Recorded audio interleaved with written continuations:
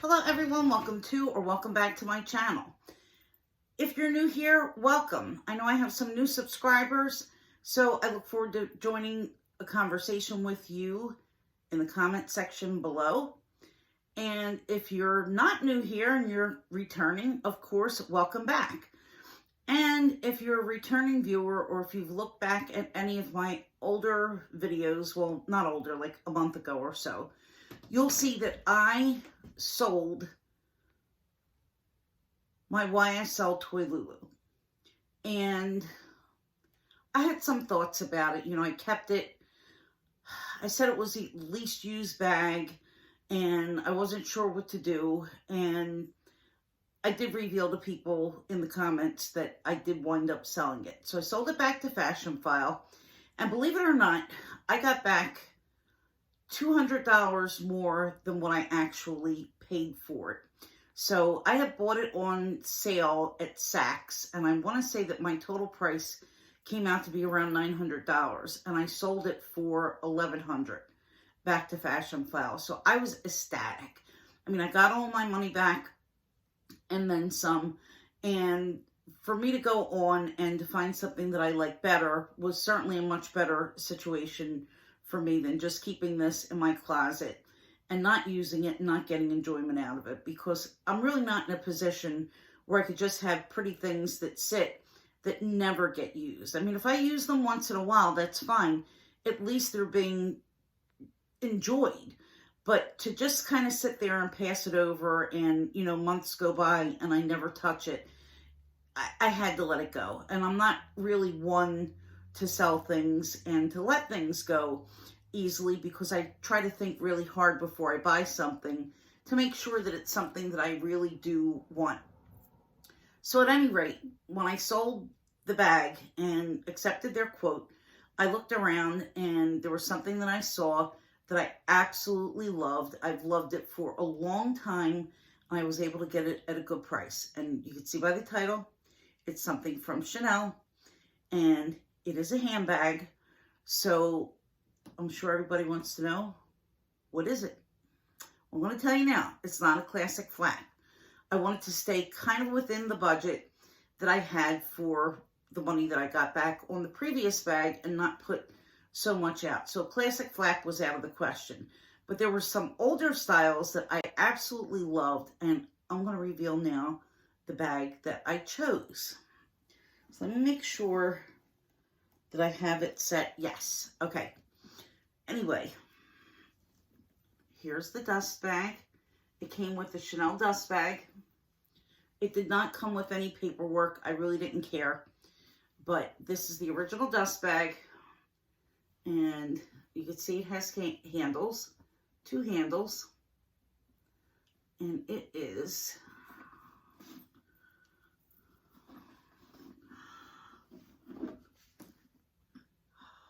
look at this. It's the Chanel Medallion Tote.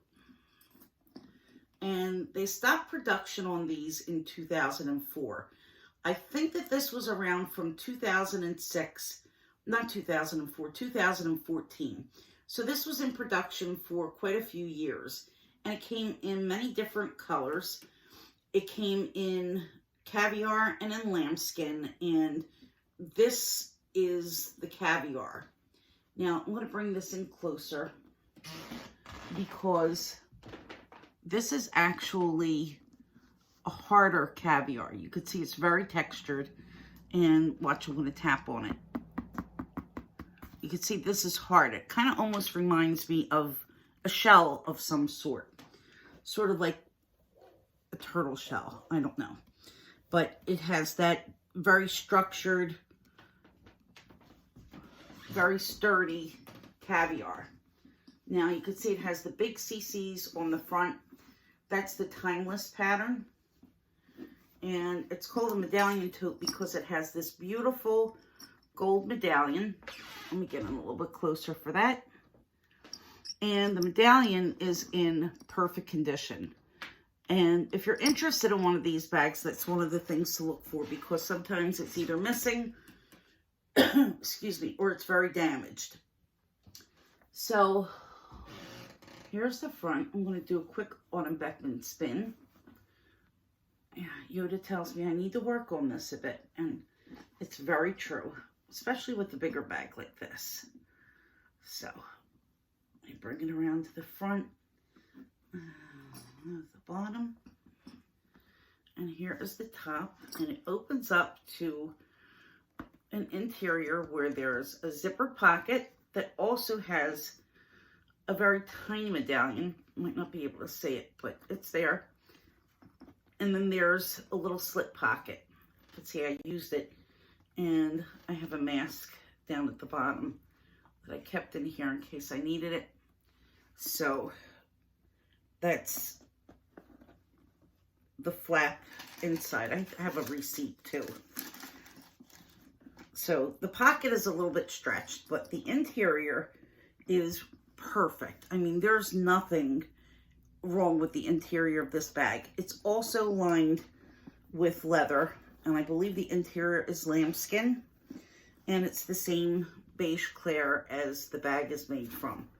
So the only damage that I saw in this bag, or let's just say flaws that were on the bag, were, and God, you're really not going to be able to see them too well. There's like a tiny little glue stain right over here, right there. And then there was one here. Get out your magnifying glass. You might be able to find it. And there's a tiny bit of wear on this corner. And then over here in the back, again, it's so faint, there's like these two tiny little marks. I really haven't tried to get those out. I don't want to play around with this too much and do any damage to the leather. I can send it to leather surgeons to get it spod, but I really don't think that it's worth it. I don't think that it's worth $300 to have those itty bitty stains taken out that I'm really not so focused on and aren't really going to be visible. So this is a very affordable Chanel bag. For Chanel, I mean, it's really not affordable to most people, but for a Chanel bag, it's certainly within reach. These usually retail, I've seen them listed anywhere from $2,300 down to like $1,300. And for $1,300, you're going to get a bag that's pretty damaged. It's probably going to be vernis, and it's probably going to have a lot of discoloring on it and a lot of marks. And at the $2,300 range, it's going to be pretty much factory flawless. So this was listed for, I think, $1,750. And there were a few other bags that were in that same price range, but this one was in excellent condition. The other beige that was in the $1,700 range definitely had a lot more marking and a lot more scuffs and didn't look as good as this. So, you know, it's definitely along the price line of a YSL bag or some of the Louis Vuitton canvas bags. In fact, it's cheaper than some of the Louis Vuitton canvas bags. So this is about the size of like a Neverfull PM, maybe a little bit bigger. So I don't know that I can step back without actually going in my closet to show you. It's going to be really hard to judge the size, but it's a substantial size. It's not quite the size of a Neverfull, but it's certainly one that you can get, you know, all of your essentials and then some in here with no trouble. So if you're interested in one of these bags, like I said, they're usually listed on all the pre-loved websites. One of the things that you want to look out for are the handles, because a lot of times the handles, since they're thin, are a little bit floppy and they don't stay up. You know, they'll bend down. And I certainly don't want to play with this and make them start to get those creases. But I would imagine that it would probably weaken if you overstuff the bag or, you know, kind of hung this over a doorknob or something for an extended time while it was really very full and heavy. So that's definitely something that you want to look for, is that the handles are shaped and that they're not flopped over, which still wouldn't really affect the functionality of the bag. It would be fine. And you do have a nice back pocket. You can put your phone, you can put anything that you need to reach. This back pocket is also lined with lambskin. There's no fabric anywhere in this bag other than inside of the zip pocket and on the back of the flat pocket. In fact, no, the flat pocket it's all leather. So for being an all leather bag too, it's not very heavy. So I have to say, I mean, this compared to the Toy Lulu, I'll take a dozen of these. This is a much, in my opinion, more beautiful and more practical bag for not that much more money. Like I said, I paid $17.50. I got $1,100, so I basically paid $600 for this bag once all was said and done. You really can't go wrong. And guys, just to kind of throw this out there too, you know, I hear sustainability thrown around as a buzzword in the luxury community. Sustainability has nothing to do with your shopping habits unless you're buying from companies that have reduced their carbon footprint, or they're using a lot of recycled materials and, you know, have really made a conscious decision to be ethically responsible. If you stop shopping, you're really not being sustainable. You're just not shopping. If you want to shop and you want to do something that's going to be good for the environment, go for something that's pre-loved. That's a sustainable option. So think about it.